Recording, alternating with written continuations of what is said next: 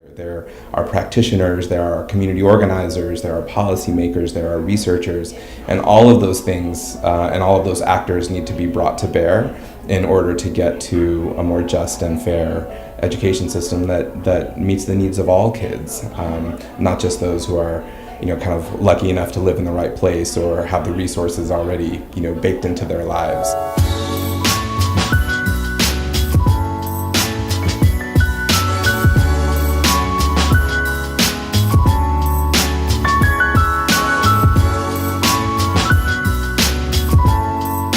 I came to this country as an immigrant. I lived in the South as a child.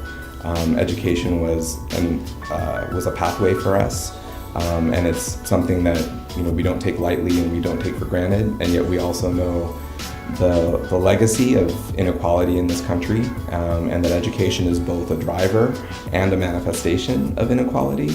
But it's also, if we get it right, a focus on education equity is also a disruptor of inequality.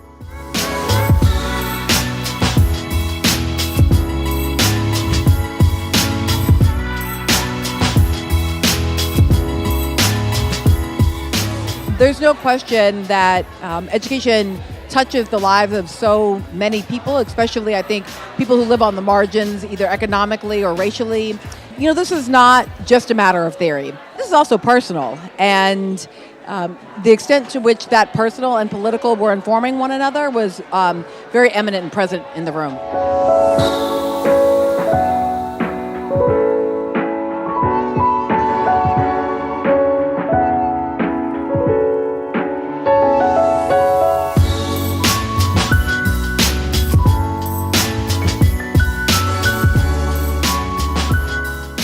I think that we all have to remember that our job as people on this planet are to figure out which are our 2 or 3 steps to contribute, because this struggle began so long ago.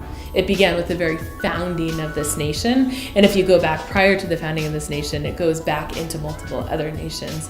It's palpable, the feeling in this space these 2 days of, look, we're all part of something so much bigger than ourselves. I think celebrating is part of that, right? So often on the progressive left, we fight and we fight and we struggle and we struggle and we get depressed. And I think taking a moment to stop and say, we've got this, we've been here and it's been hard and it can get better.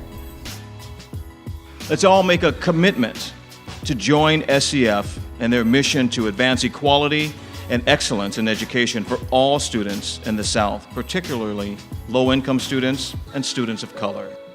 As we celebrate 150 years.